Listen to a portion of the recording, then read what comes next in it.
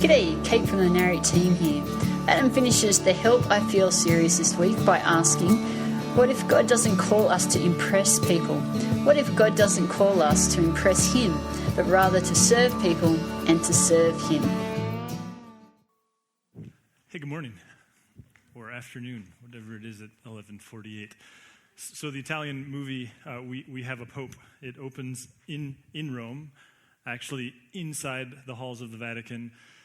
And the scene is that the Pope has passed. There's this very strong need for a new Pope. And so the College of Cardinals is working diligently to identify the next Pope. And as the process moves forward, ballot after ballot is cast. No agreement can be reached. And after what is a long, very arduous process, while these 100,000 or so people down in St. Peter's Square are waiting for the announcement of the new Pope, finally a new Pope is identified. His name is Melville. He's a very soft-spoken, humble guy who is very reluctant to lead them. In fact, his own sense of inadequacy is very apparent. He doesn't want to do it. He's more or less refusing to do it. The Vatican's not entirely sure what to do. And so as the interaction ensues, what they eventually agree is that they'll just hit pause. They're not going to march him out there on that famous balcony and have him address the crowd. They're going to wait until the morning. And so the crowd is told, we're going to wait until the morning. You'll learn the identity and hear from the Pope tomorrow. Meanwhile, everybody goes back to their sleeping quarters, Melville among them. And the next morning when he wakes up, he's moved from reluctant to just flat out refusing. His sense of inadequacy has turned into full-on fear and hesitation, and he refuses like a stubborn mule. He just won't leave his living quarters. Finally, the Vatican officials, they get him to agree that they can dress him in street clothes, hide his identity, and sneak him into Rome where he'll meet with a psychotherapist. But there's a couple parameters, a couple caveats, I suppose. Well, one is he cannot tell the psychotherapist what his responsibilities are, nor can he reveal the conditions that have led him to her office. And so the scene shifts. He's sitting across from the therapist, and she asks the therapist asks the question that I suppose we all ask in those initial interactions. Eventually, she looks at Melville, and she says to him, "What do you do for a living?"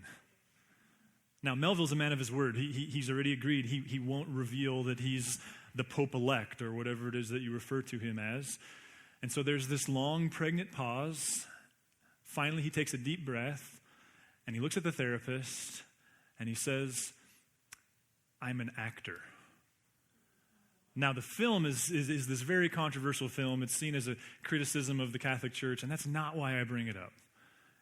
I wonder if there's something about his response that we can all grab hold of and relate to. Like, who here can't relate to that sense of, I'm an actor? They, whoever they are, whether it's teammates, classmates, coworkers, friends, family, whoever it is that may follow you or whatever it is, they think I'm way better than I am. And if they really knew me, isn't that this thing that we can all step inside of, this sense of like, I'm not adequate, and I don't think they know it, but if they find that out, that's going to be a terrible thing. Not lost on me is that even after our last gathering, a couple executives from their own companies immediately to the front of the room, like, this is what I live. What is that? There's this perpetual sense, isn't there, that we're struggling with something that no one else is? It's got me thinking about, I wonder how much of what we do in the name of Jesus, let's just not even call it religion, is actually born from this tension.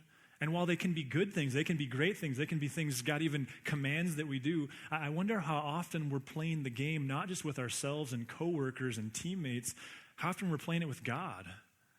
That we live in this perpetual sense that we're not adequate, but hopefully God doesn't figure that out.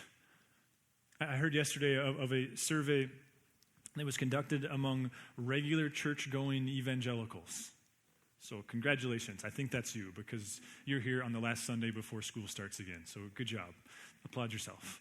They asked these people, what's the first emotion, what's the first thought, that you think God has when you come to mind? What's the first thing God thinks of, I think was the way they worded it, when he thinks of you?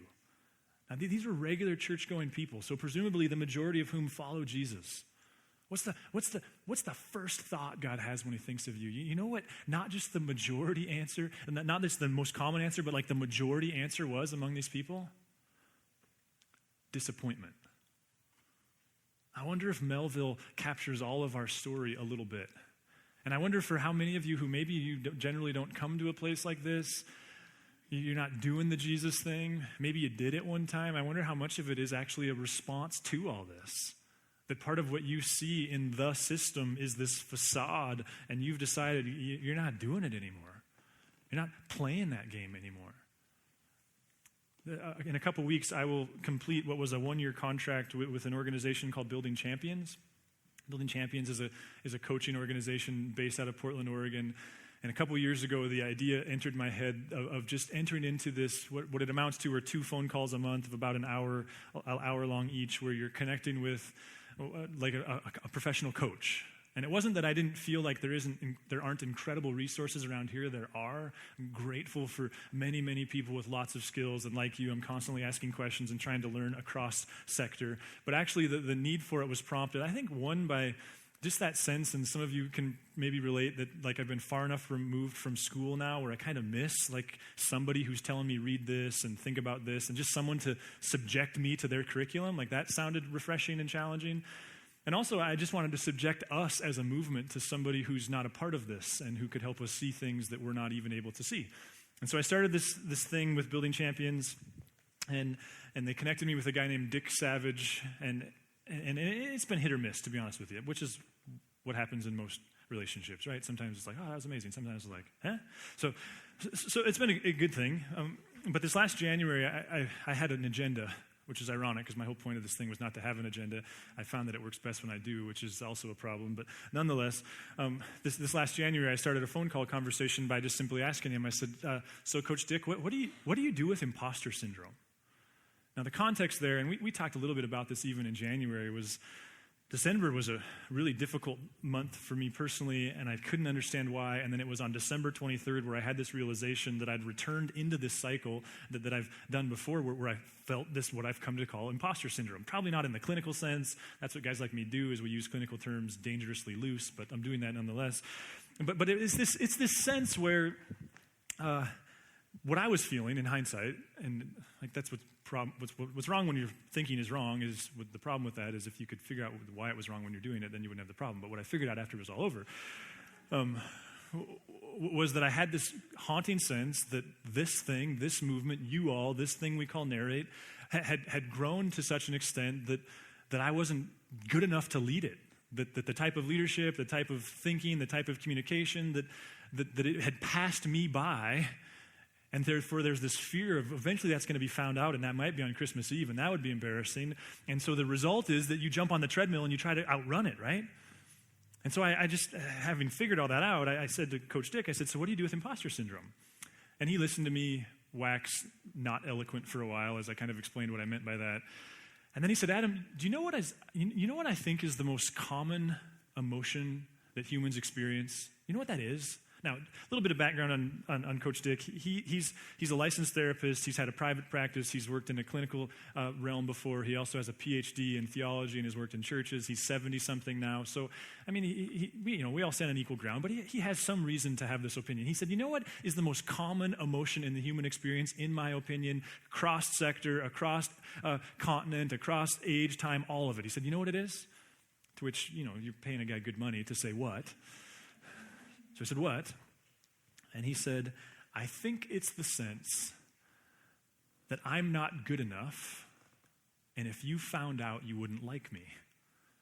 He said, I think the most common, the most haunting emotion any of us deals with is this perpetual, overwhelming sense that I'm not as good as you think you are, as you think I am, and if you knew that, you wouldn't let me be your friend anymore, you wouldn't let me work here anymore, you wouldn't associate with me anymore, you wouldn't go to church there anymore. And so he said, you know what we do with that? To which again, it's like, okay, I'm paying you good money. Tell me, what do we do with that? He said, the response, unless something else intervenes, the response, he says, is we zip ourselves up and we try to play the role that we know we can't. And we live in this perpetual fear that eventually someone's going to find us out. And ironically, he said, we all walk around playing the same game, and none of us is willing to admit it. And then he said, and this is why part of why I valued him, because he doesn't know you, he doesn't know me, he doesn't know Helena. He said, and you know what institution in the human scene seems to struggle with this the most? You know which one perpetuates it more than any other? To which you could fill in that blank. He said, it's churches. And rather than make church like a good AA meeting, he said, where we just simply acknowledge it and then figure out how we can grow because of it. Rather than live in this sense of confession and brokenness, he said, what do we do as churches? But zip ourselves up and then say to others, if you could become perfect, like I've become perfect, then perhaps you could belong here, like I belong here. And this morning we're finishing up this conversation called Help I Feel, and I suppose there's a lot of directions we could go, and I suspect will go in some kind of one-off messages down the line. But I want to end, we're going to end with communion. We also are going to end with just getting you thinking about what do you do with that emotional sense that you're not good enough? What do you do with that sense of inadequacy, that sense of if I was found out, that would be very embarrassing. What do you do with what happens when you look in the mirror and you have this profound sense that they couldn't possibly know you because if they did, they wouldn't like you? How do you deal with that? And one of the real advantages we have by nature of having these gospel accounts of Jesus' life is at the very least we can analyze how he proposes we deal with that. Some of you are Christ followers, some of you are not, and that's not lost on any of us. We work hard to create a context for both sides of that line. But there's a relationship Jesus had that I guess I want to suggest tells us a great deal about what Jesus says we could do should we choose to do it with this tension. It deals directly with the relationship Jesus had with a guy named Simon Peter. Now, Simon Peter, if you came up from an Anglican or a Catholic or even a Lutheran background, Simon Peter is this man who is revered, and in some regard, rightly so. He's the oldest disciple. It seems he took on the role of being the lead disciple. But if we're to be honest, and especially if you were to open the text and read about him read about him for yourself, he's every bit as unlikable as he is likable. He's this fascinating character who's some parts egotist and some parts like self-absorbed. He's constantly getting out in front of himself, making guarantees that he could never possibly deliver on. I think you could say he's as much the villain as he is the hero. Like we know in the science of story, if that's the way to say it, the art of story, we know what makes a hero. Like all great movies, the majority at least, they follow the same line. The hero is this, they're an others-centered. They have a goal that's not about themselves. And then the hero faces an obstacle, whether it's Bambi or Batman, doesn't matter. They're about others, and then they face this obstacle. And if the obstacle crushes them, then you have a tragedy. And if they overcome the obstacle, then you have a comedy. And the villain is all things the opposite. The villain is for themselves. The villain doesn't care about others. The villain oftentimes has no challenges, resource, talent. It all comes easily to them. The Patriots, perhaps. Just saying. So you got these two things. Well, Peter embodies both of them in this text. In fact, there's this one instance, just to kind of give you a few examples, there's this one time where Jesus says to the guys, like, hey guys, I'm going to need to go somewhere, and just so you know, when I go there, like, you don't get to come, at least not yet. And Peter's response is like, I don't think such a place exists. Like, there couldn't possibly be a place where like, he's so brazen, so self-assured, which if nothing else, like in our Pacific Northwest, like, we don't like self-assured, right? Like, we like people who are humble to a fault, who trip over themselves. Even if it's not authentic, we would just prefer that you at least give off the persona that you don't think highly of yourself. Everybody else, they live on the eastern seaboard, right? Like, there's a type of self-assurance that we don't like. Peter seems to have that. Jesus is like, hey, I got to go here, and you can't come. And Peter's like, well, there's no place that I can't be that you ought to be. In John 13:37, listen to the way Peter says it. He says, Lord, why can't I follow you? I'll lay down my life for you. I mean, what more evidence do you need to know that I deserve to go anywhere you would get to go? A little bit later, in this meal that they're having, the one that we'll celebrate ourselves this morning, the Last Supper, the Eucharist, the communion, whatever it is you call it, the Lord's table, Jesus is having this meal, and he says to the guys, hey, just so you know, one of you is going to rat me out. Like one of you is going to bail on me. And Peter's like, well, I don't know which one of you guys it is, but it won't be me. Like, I just know that about myself. I won't be the one to let you down. And in Matthew 26, Matthew records him as simply saying, where is it? 35. He just goes, even if I have to die with you, I'll never disown you. Like, I don't know what you're talking about, but that wouldn't be me. There's another place where Jesus is actually articulating to the guys, and he doesn't do this very often. He's telling them the suffering that's coming his way and that he, in fact, is the Messiah, but it probably looks different than what you're thinking, and it's going to involve me being arrested and killed. Mark chapter 8 records this. Jesus says, he then began to teach them that the Son of Man must suffer many things and be rejected by the elders, the chief priests, and the teachers of the law, and that he must be killed after 3 days and rise again. So he's going like, here's what's got to happen. To which Peter goes, no, He spoke plainly about this, that being Jesus, and Peter took him aside and began to rebuke him. So I know you're Jesus, like Son of God, I got all that, but just so you know, you've got the redemptive plan wrong. That's Peter. And in fact, the reason we like humility over self-assurance, it comes to fruition in Peter's life. Because eventually, and we talked about this on Father's Day, you can reference that podcast for the kind of historical background of it, but eventually Peter gets his chance. He can be as big and bold and faithful and faith-filled and confident and brazen as he's claimed that he will be. Jesus is he's been arrested, he's on trial, he gets a chance to stand up for him, and what does Peter do? Nothing. In fact, he does worse than nothing. He actually throws in with them and starts acknowledging this man, Jesus, ought to die. Which leaves you in this weird place with Peter. And one of the things that stood out to me, and I don't know that I can prove this, I don't know that I care to try, but I wonder if part of the way we understand Peter was he was overcompensating. He was doing something that we're all very familiar with. He looked in the mirror. He hated what he saw, so to speak. He looked around him. He felt anything but deserving to be there, anything but adequate.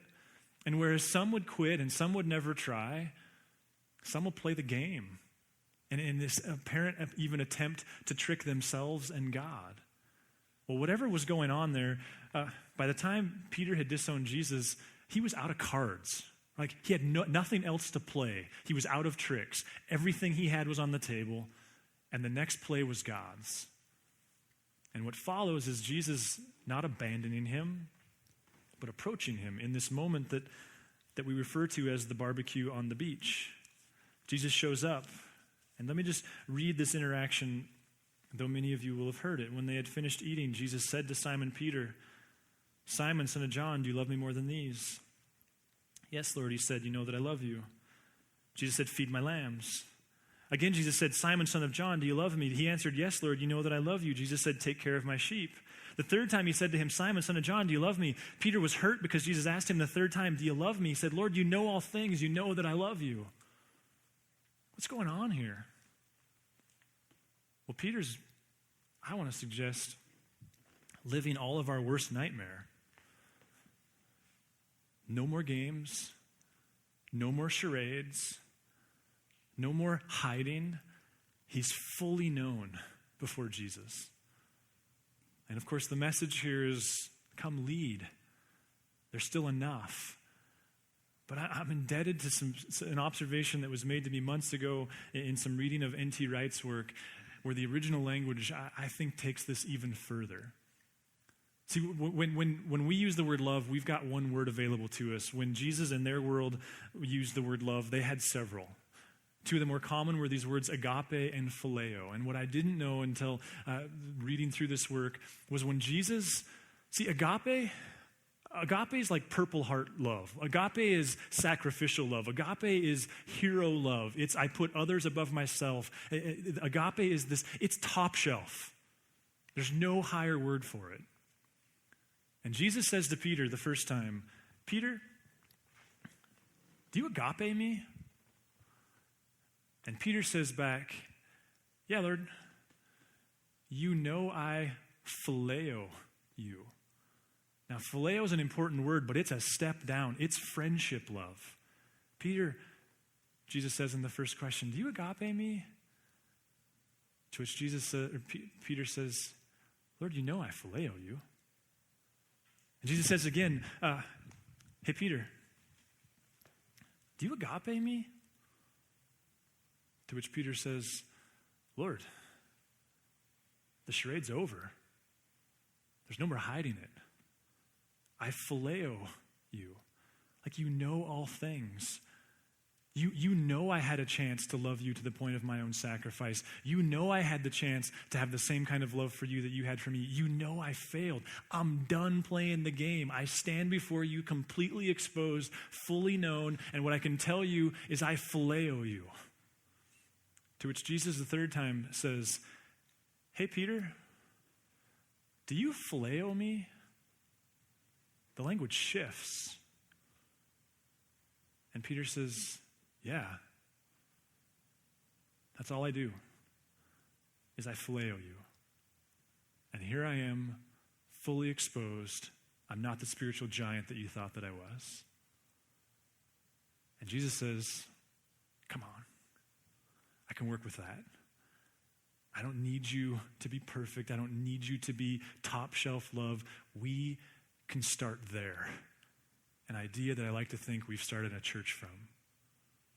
Now, what's going on there? I invite you to spend your own chair time thinking about that.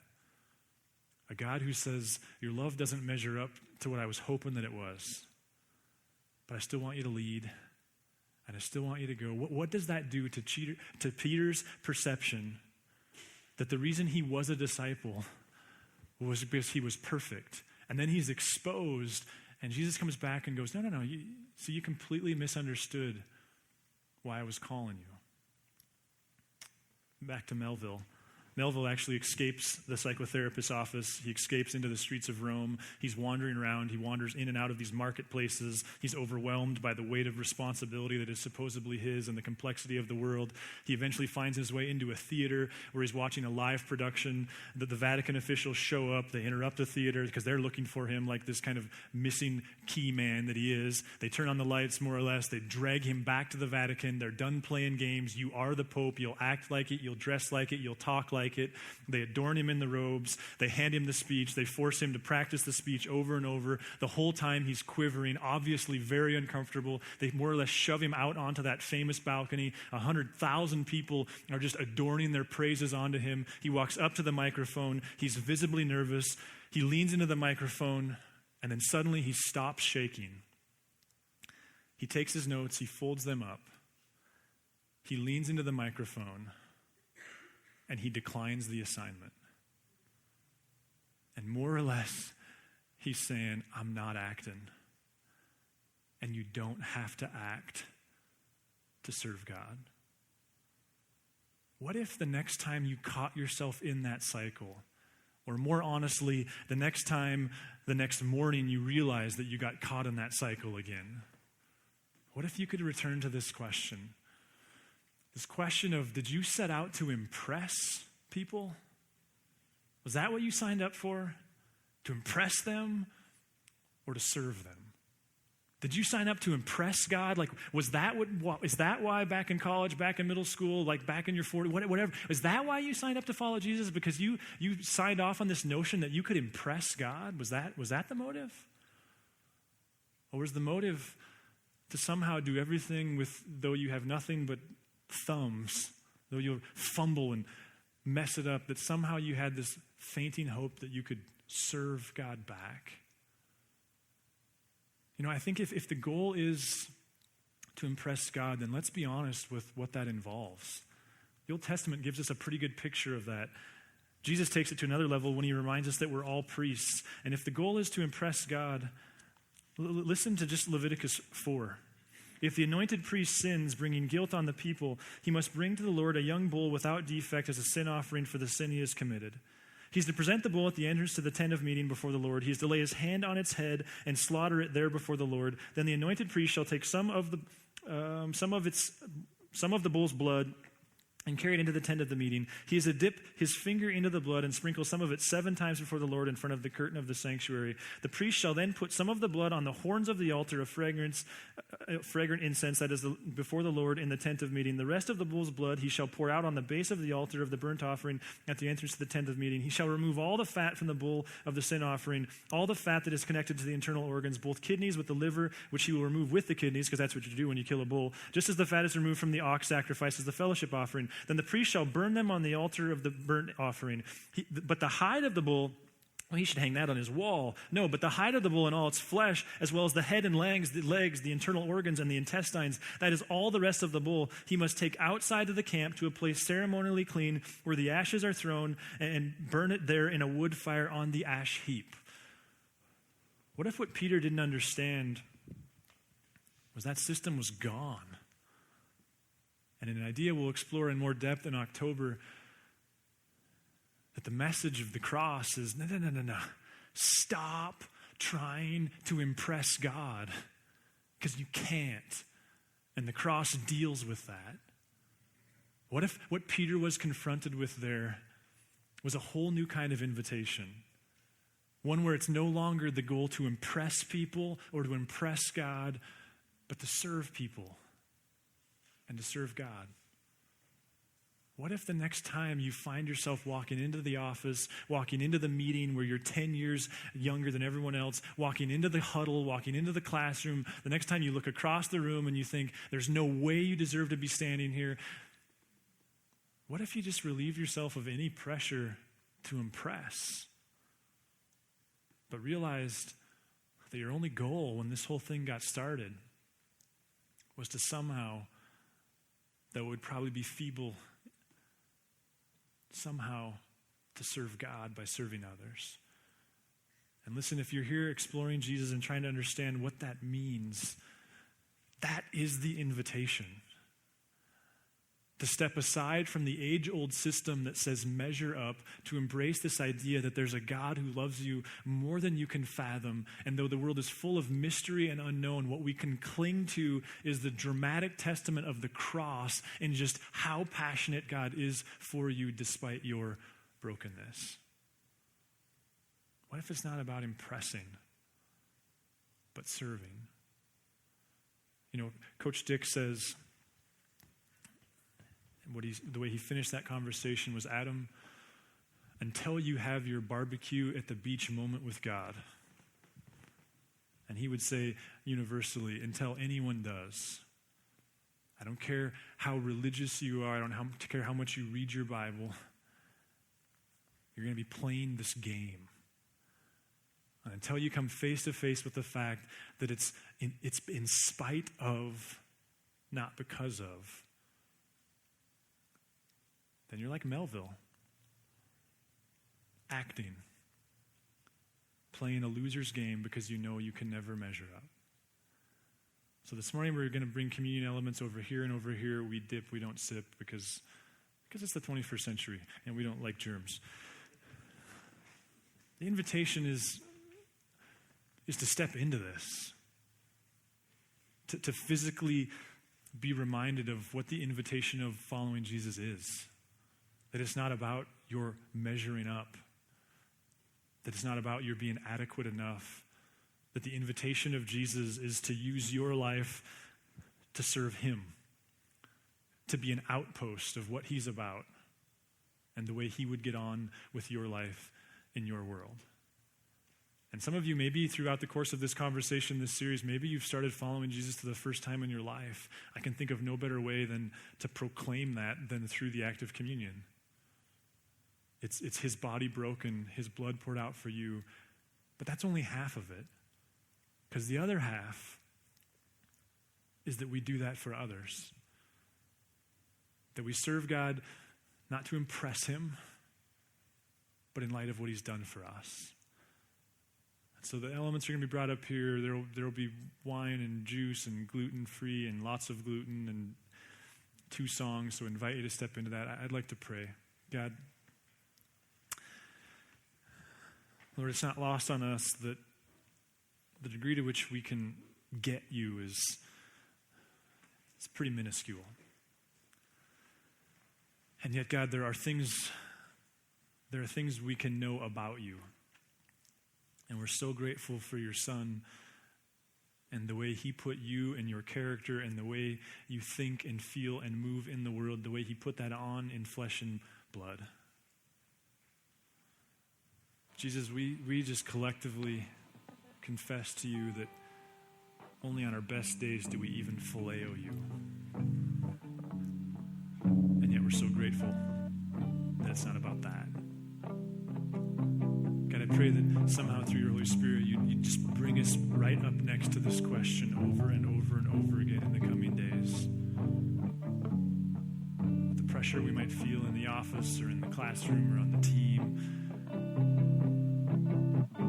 as we just spend time in the horror of our own heads, God, that we would remind ourselves that impressing isn't where we find our purpose.